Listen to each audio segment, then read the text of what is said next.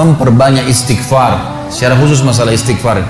Karena ada sebuah hadis Nabi SAW yang berbunyi, bisa saja rezeki seorang hamba tertahan, ya, ditahan oleh Allah, belum dikasih, ditahan dulu karena dosa yang dia lakukan. Karena dosa yang dia lakukan. Jadi dosa itu bisa menahan. Bisa saja kita mau coba masuk proyek gagal, coba istighfar kepada Allah SWT. Kan? Jadi memang ada dosa yang mengganjal, intinya begitu. Pernah ada 3 orang datang kepada Hasan Basri rahimahullah, seorang ulama tabi'in yang masyhur. Datang 3 orang ini, dan Hasan Basri ini juga terkenal dengan kesolehannya.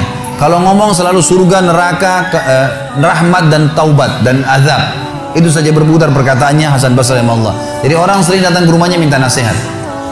Ada 3 orang datang satu hari antri di rumahnya. Yang satu masuk mengatakan, wahai imam, wahai kiai, wahai ustaz, saya sudah lama menikah dengan istri saya ini, tapi belum dapat anak. Sudah 10 tahun nikah nggak dapat anak. Kami sudah ikhtiar ke tabib ini, minum itu, tapi belum juga Allah takdirkan. Apa saran Anda? Maka kata Hasan Basri, perbanyak istighfar. Perbanyak ya, bukan kerjakan istighfar, perbanyak. Terus lisanmu astagfirullah wa atubu ilaih, astagfirullah terus diucapin, jangan berhenti. Gitu. Maka kemudian keluar orang tersebut. Masuk orang kedua mengatakan, wahai imam, saya sudah lama kena penyakit di perut saya, sakit terus. Kalau sakit saya sampai nggak bisa tahan, rasanya pengen mati saja kena sakitnya. Sudah coba berobat ke sana sini nggak sembuh-sembuh. Apa saran Anda? Kata Hasan Basri, perbanyak istighfar. Perbanyak istighfar. Amalin, pulang. Datang orang ketiga mengatakan, wahai imam, saya sudah lama bekerja banting tulang. Mayoritas waktu saya sehari kerja keras, tapi saya tidak pernah kaya seperti fulan. Ditunjuk orang kaya di kota itu, di kota Basra di Irak. Apa saran Anda? Kata Hasan Basri, perbanyak istighfar. Pulanglah 3 orang ini. Lalu kemudian istri Hasan Basri bertanya, wahai suamiku, ketiga orang ini tadi butuh, satu mungkin dikasih modal, mungkin satu ditunjukkan tabib yang tepat, mungkin obat. Kenapa Anda cuma suruh istighfar saja? Kenapa enggak istighfar diikutin dengan yang lainnya? Dikasih modal, dikasih obat. Kata Hasan Basri, wahai istriku, tidakkah kau dengar kalau mereka sudah ikhtiar dan sekarang tinggal mereka terbuntu, tertutup di sebuah pintu yang mereka tidak tahu bagaimana jalan keluarnya. Maka saya mengingat firman Allah dalam surah Nuh. Surah Nuh ini surah nomor 71 ya.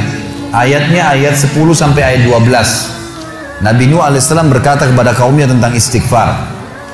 Surah Nuh surah nomor 71 ayat 7 ayat 10 sampai ayat 12. A'udzubillahi minasyaitonirrajim, faqultu astaghfiru rabbakum innahu kana ghaffara. Yursilis samaa 'alaikum midrara wa yumdidkum bi amwalin wa banin wa yaj'al lakum jannatin wa yaj'al lakum anhara.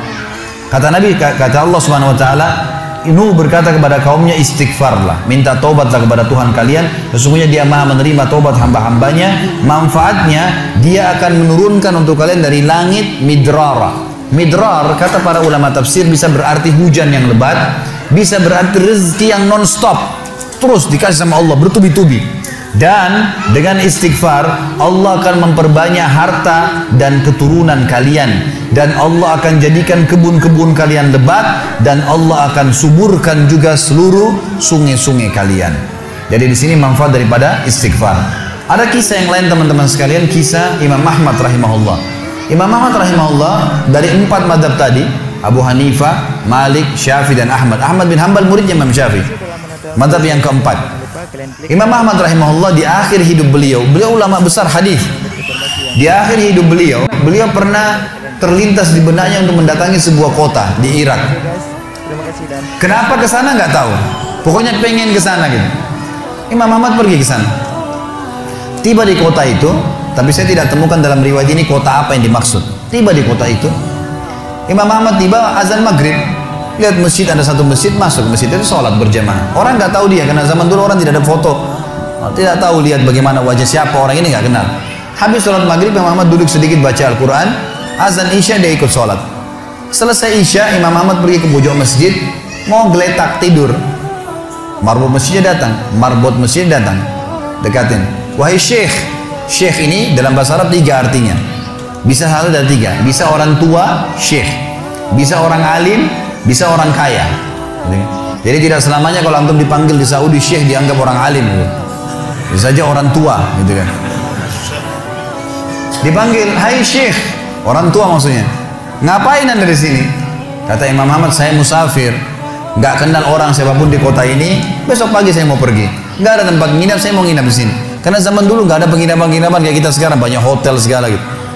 Kata Marboja, nggak bisa, masjid nggak boleh tidur. Kata Imam Ahmad, saya didorong-dorong keluar dari masjid. Orang ini nggak tahu kalau ini Imam Ahmad, kalau tahu mungkin diundang ke rumahnya. Tapi ini marbot, masya Allah, istiqamah ini gitu. Keluar dari masjid, ditutup pintu masjid sama dia. Imam Ahmad lihat orang yang sudah pergi, Imam Ahmad lihat ada teras masjid, tidur di teras masjid. Balik lagi marbotnya. Wahai Syekh, ngapain sini? Musafir, mau tidur, nggak ada tempat nginap. Nggak bisa Syekh. Teras pun nggak boleh, peraturan. Ini saya bilang tadi istiqomah luar biasa. Imam Ahmad bilang, saya didorong-dorong ke jalanan. Dorong ke jalanan. Waktu saya lagi didorong ke jalanan, ternyata masjid bersebelahan dengan kios penjual roti. Ada satu orang penjual roti di sebelah masjid. Lalu dia mengatakan, Syekh, dipanggil Imam Ahmad, silakan ke tempat saya. Imam Ahmad pun datang. Dia bilang, saya punya rumah tidak jauh dari sini, ini kios saya, ada ruangan tempat tidur saya. Silakan anda pakai nginap, besok anda mau pulang silakan. Kata Imam Ahmad menceritakan tentang keadaan dia dengan penjual roti ini. Dia bilang, ada satu perilaku penjual roti ini yang unik. Imam Ahmad tertarik dengan itu. Dia bilang, setiap kali orang ini pecahin telur, ngambil terigu, ngambil garam, itu sambil astagfirullah wa atubu ilaih, astagfirullah wa atubu ilaih. Terus lisannya nggak pernah berhenti nih, astagfirullah wa atubu ilaih, kecuali Imam Ahmad bilang, saya ajak ngomong atau dia bertanya pada saya. Kalau berhenti, istighfar lagi. Selalu begitu. Kata Imam Ahmad, saya bertanya, sudah berapa lama kau amalkan nih? Orang itu bilang, sudah lama, dari saya masih bujang. Kebetulan orang ini sudah tua seumur sama Imam Ahmad, sudah mendekati 60 tahun lebih gitu. Baik, dia bilang, sudah lama, dari saya masih bujang. Kata Imam Ahmad, ma samaratu istighfarik, apa manfaatnya istighfarmu? Apa yang kau dapatkan dengan istighfar yang sebanyak ini? Kata dia, tidak ada apapun yang saya minta kepada Allah kecuali diijabah. Apa saja saya minta Allah kasih, tinggal satu yang belum Allah kasih. Kata Imam Ahmad, apa itu? Dia bilang, saya minta dipertemukan sama Imam Ahmad. Loh ya, kisah nyata. Imam Ahmad mengatakan, Allahu Akbar, istighfarmu lah yang membuat saya datang ke kota ini, tidak tahu kenapa. Istighfarmu yang membuat marbot masjid mendorong-dorong saya keluar masjid. Istighfarmu yang mendatangkan saya ke tempat ini, tempat praktekmu, ke rumahmu. Karena saya adalah Ahmad bin Hanbal. Saya adalah Ahmad ibn Hanbal. Bagaimana istighfar teman-teman sekalian mendatangkan rezeki yang luar biasa. Permintaan apapun didatangkan. Seorang alim ulama biasa didatangin, ini malah didatangkan sama Allah ke tempat orang ini karena istighfarnya. Jadi memperbanyak istighfar manfaatnya sangat besar. Hadis Bukhari kata Nabi SAW, siapa yang mulazamah selalu istighfar, Allah akan jadikan jalan keluar dari masalahnya dan Allah akan berikan rezeki dari